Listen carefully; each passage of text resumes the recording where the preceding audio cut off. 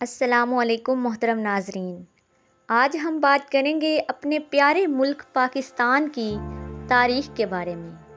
جی ہاں ناظرین، 6 ستمبر 1965 یہ وہ وقت تھا جب ملک خداداد پر ایک بار پھر آزمائش کی گھڑی آئی۔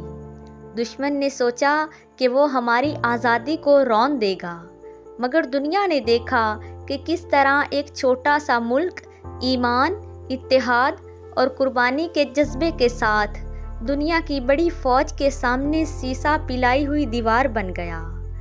قیام پاکستان کے فوراً بعد سے ہی کشمیر کا مسئلہ دونوں ملکوں کے درمیان تنازع کی صورت اختیار کر گیا۔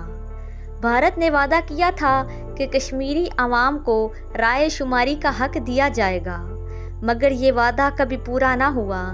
1965 میں سرحدوں پر کشیدگی بڑھتی گئی اور آخر کار ستمبر کی رات بھارت نے اچانک لاہور پر حملہ کر دیا۔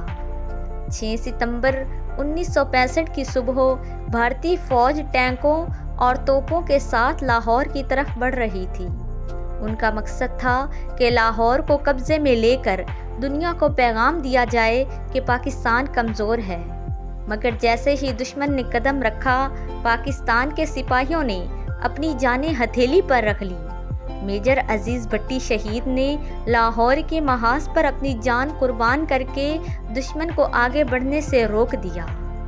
سیالکوٹ کے قریب چونڈا کا مقام تاریخ کا سب سے بڑا ٹینکوں کا قبرستان بن گیا۔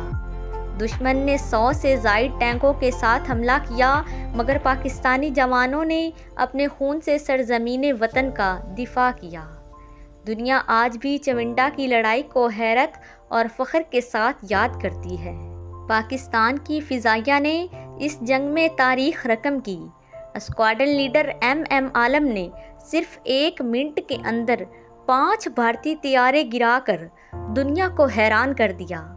یہ کارنامہ آج تک دنیا کی فضائی تاریخ میں ایک ریکارڈ ہے۔ پاک فضائیہ کے شاہینوں نے دن رات آسمان کی حفاظت کی اور دشمن کو احساس دلایا کہ پاکستان کے پاس صرف جہاز نہیں، حوصلہ اور ایمان بھی ہے۔ پاک بحریہ نے بھی دشمن کو سمندر میں مزہ چکھایا۔ آپریشن دوارکا میں پاکستانی بحریہ نے بھارتی ساحلی تنصیبات کو نشانہ بنایا۔ یہ حملہ اس قدر کامیاب رہا کہ بھارت کی بحریہ کئی دن تک سمندر میں نکلنے کی ہمت نہ کر سکی۔ یہ جنگ صرف فوج نے نہیں لڑی، یہ جنگ پوری پاکستانی قوم نے لڑی۔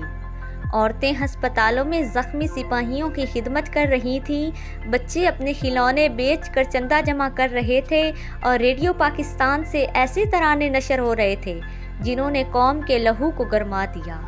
اے راہ حق کے شہیدوں اور اے وطن کے سجیلے جوانوں جیسے نغمے ہر دل کی آواز بن گئے۔ 17 دنوں تک جاری رہنے والی اس جنگ نے دنیا کو حیران کر دیا۔